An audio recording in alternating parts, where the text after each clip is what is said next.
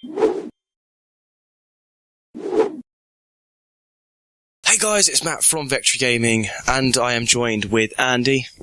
Hi. I'm joined with Ebbie. Hello. Having to share a microphone today because we've got one missing cable for the third microphone. So it's up to them to make sure they're going to have to interview each other, basically. This video today, we're going to talk about the first game that we played at EGX, which was Rise of the Tomb Raider, and we all got a chance to play it. And we played like quite a considerable amount because they didn't time us. They just said you gotta play until you get to the end of that. Like there was a certain like demo section that we had that was like probably about 20 minutes or something, wasn't it? Yeah, probably about 20 minutes. It depended on how like it. Sometimes you would get stuck because you wouldn't immediately know what to do. And I think we all said that we found this is that.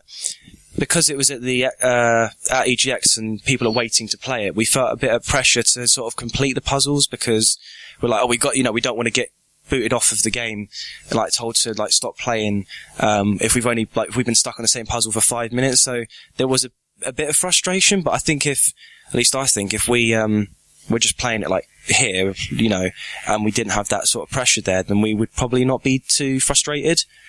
So overall, the game. What did you think of what we got to play? And did you enjoy it overall? And was there anything that sort of bugged you? And what was your favourite things about it, really? Do you want to go over it? I don't know. There was something about it that I wasn't like. It didn't hook me as the first Tomb Raider did. But I don't know if that's just because it was this slice of game that has no context, that came with cutscenes that also didn't have a lot of context for me. So she got to like the end of the section and she was like, "Oh damn, it's not here." And I'm like, "What's not here? What are we looking for? I don't know what we're looking for."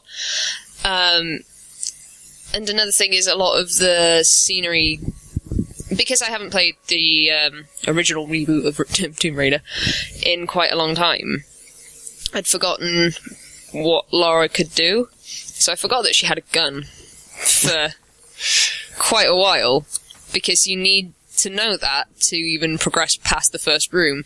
And I looked over at you at one point after I'd cleared that room, and you were like, "What do I do?" And I was just like, "You can't shoot me." And just like sign language. I mean, yeah, it's a lot easier if you've sort of played, because I only just played the Tomb Raider reboot fairly recently, like probably like a month or two ago, and so those controls are still familiar with me. And I mean, I would say it's very much like it plays a lot like the Tomb Raider that you know from 2013, the reboot, but it has like new mechanics, and you're actually in tombs this time, actually exploring tombs. In terms of like Would you say there was new mechanics? I mean, like there was the thing about like how there was the slow-mo of like there was this one bit where the floor would fall down almost like a trap, and there'd be spikes, and you've got like a slow-mo time to react and jump. Yeah. And it also felt like those things were there in place of a lot of the QTEs from 2013, because I feel like if that was in 2013, those particular bits where it's like a slow-mo, quick, you got to jump in time, would have been a QTE where it's like press X and now press Y to grab, and I think they've, at least from the small part we've played, they've eliminated there being it's hard to tell because there could be loads in the rest of the game, but from what we played, there wasn't too many sort of cutscenes with QTEs. Yeah, there's like a couple of places where it was a bit of a QTE, but like I said, it's not that many. And I think there was sort of repeated mechanics. So there was like some traps that came and like flying at you, and it sort of eased us into that a bit. So the part that we got stuck on, me and Ebbie, was the fact that you had to shoot some wood above this like trap that came swinging towards you, and then sort of it repeats those. So later on, you actually have some slow motion where there's traps actually moving towards you in slow motion, and because you'd learn it earlier, like, okay, I know what I need to do here, and shoot it. So it's quite good how they sort of built on everything there. And did you actually get impaled by the bit at the beginning when it came down the first time? No. Oh no, I was just wondering if you did, because if you're saying that you I was very close to it, but I don't know if that was on purpose. No, so it sort of swung down, and then it was like, okay, what do I do now? I know I probably need to go past it, but it's blocked the way. And I was like, I tried shooting the wrong area. You know, there's something that because I played about with all of the controls, and I tried to do the sort of, I'm going to call it like Lara's Eagle Sense. I can't actually remember what the mechanic was Survival called. Instinct? Survival Instinct. I couldn't find that in the game. I'm not sure if it wasn't present in the demo, or it just wasn't in it. Did either of you find it? Yeah, I was like playing around with the controls because it was like trying to figure out where you're going, and you're like, do I go this way? And trying to just not like handhold you the whole way, but just give you a general clue. It's somewhere in this area. How you're going to get there is up to you.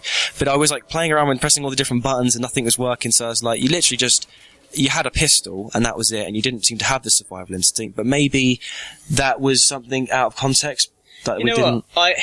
I don't think I found that an issue.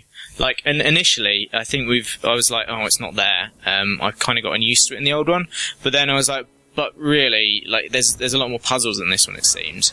And I was like, okay, I've gotten over that now. I think I'm okay with the fact it's not there, because under the pressure, it obviously wasn't as good, but it sort of made you think about the puzzle instead of just going, I'm just going to press the survival instinct. It's going to show me where I need to go. So I kind of liked that, and it was a bit of a throwback to the old Tomb Raider style games where you didn't have any help unless you sort of had your little guide or something.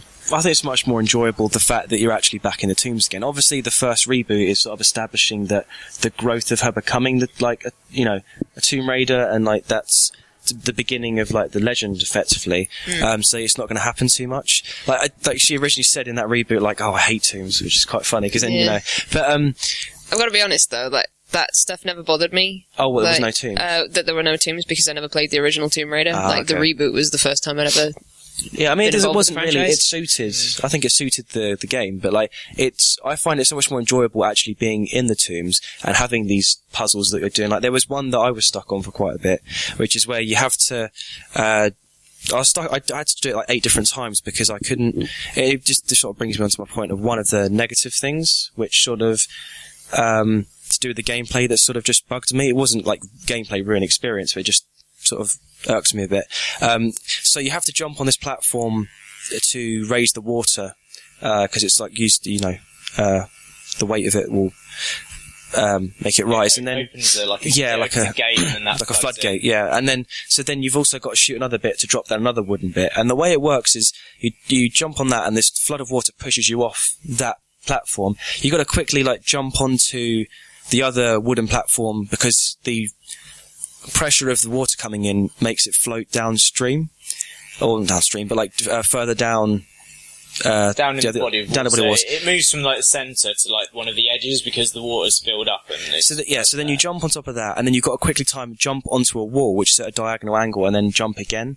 And I just messed it up so many times, and you could say that's just like lack of skill. But it was just, I think it goes back to the thing of like having the pressure and being frustrated. I don't think it would have annoyed me if I was like, sat at home playing it and I'm just like, I've got time to do this. I think it would just be more challenging. Like when I actually did it, it felt really rewarding. It felt like I had achieved something, and I felt like the puzzles in this were a bit more, made you think a bit more. Like in the reboot, it was more straightforward, like just pull this. Well, I guess like you said, like you just pull this, the door opens, go through, and it was like a lot of things were just, it was more on the survival aspect rather, well, I guess it's all about survival aspect, but it was more about like less about like gaining access to these tombs and being able to solve puzzles. Like this time around, they're more focused on the puzzles. I think it was the puzzles that were in there were like the sort of side tombs that you had, but just they seemed slightly more elaborate than those still. So which I think it's harking back to the original, like the origins of Tomb Raider, which, being a fan of the series, I think that's good for it to go.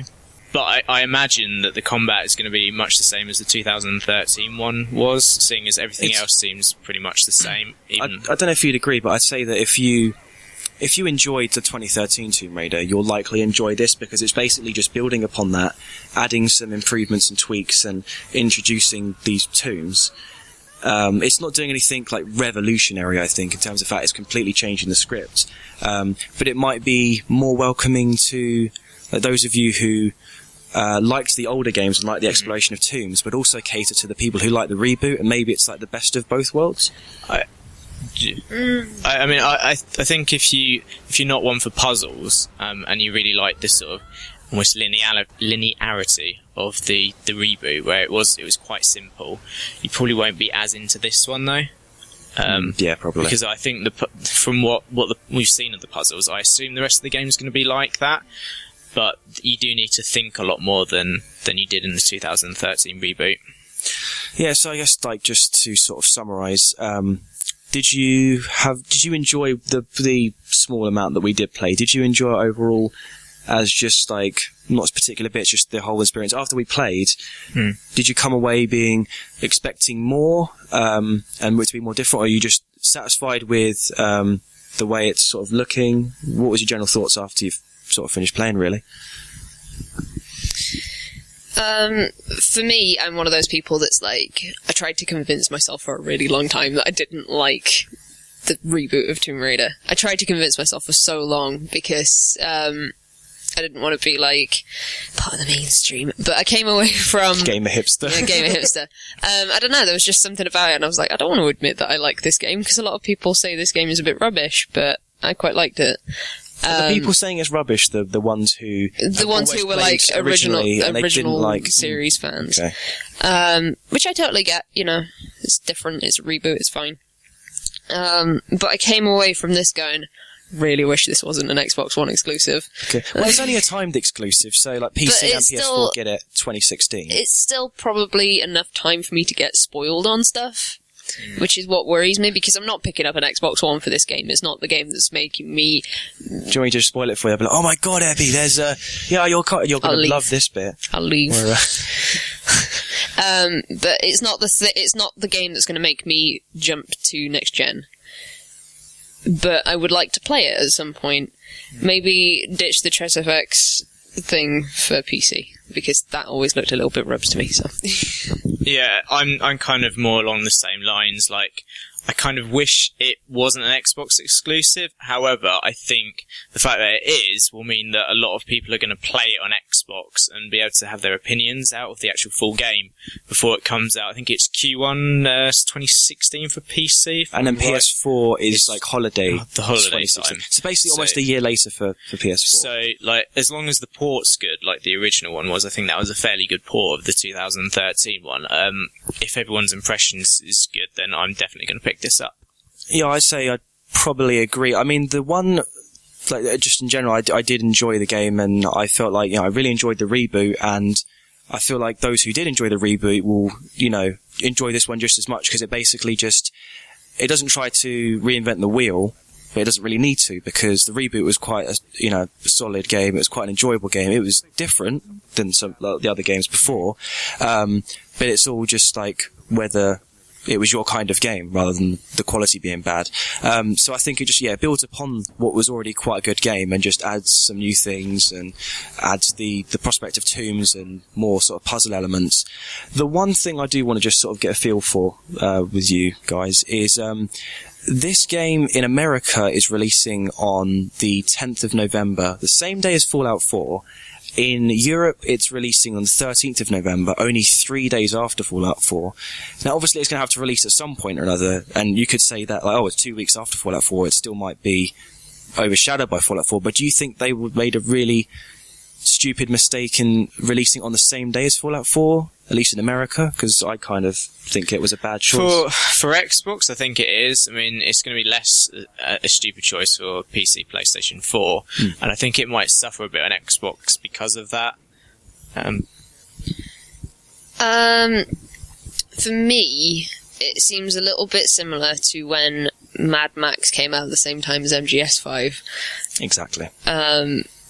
And if they just release a week sooner, that would probably be in their favour, because Fallout 4 is probably going to overshadow things for quite a few weeks. So you're saying it's better they would have released it before Fallout 4 came out rather than after? Because after, Fallout 4 is going to be, they're saying 400 hours plus content. Now, not everyone's going to play 400 hours plus, but it just gives you an idea that people are going to be playing this game for quite a while, and there's so much to do. It's a little bit like, it is like Phantom Pain, where that came out, and it's like, as good of a game Mad Max might be, or it might be, a fun game to play, I'm just so invested with playing Phantom Pain and enjoying it so much that I don't want to play much else, really. And so it's like, I don't want to get myself all the way into it and heavily invested into a new game.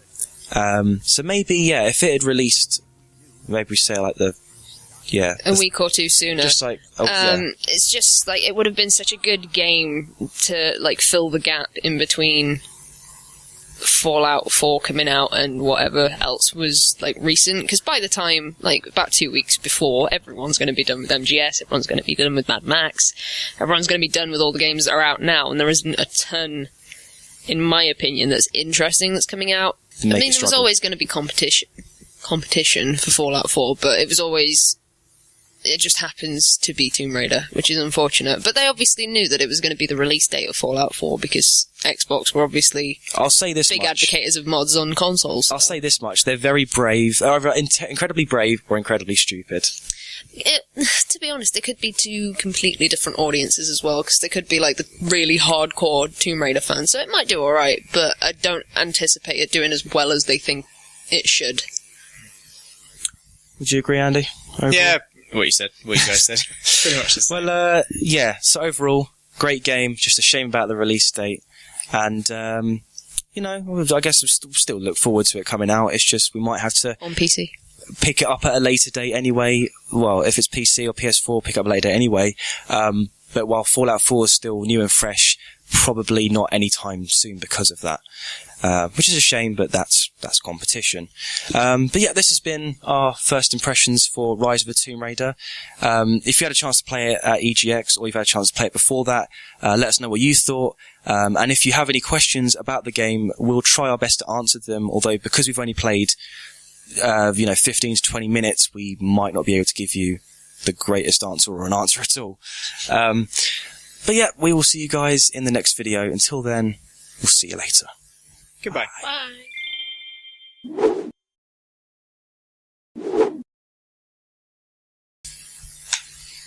Oh, my leg's numb. My arm's hurting quite a lot. I'm gonna do a 15-minute video.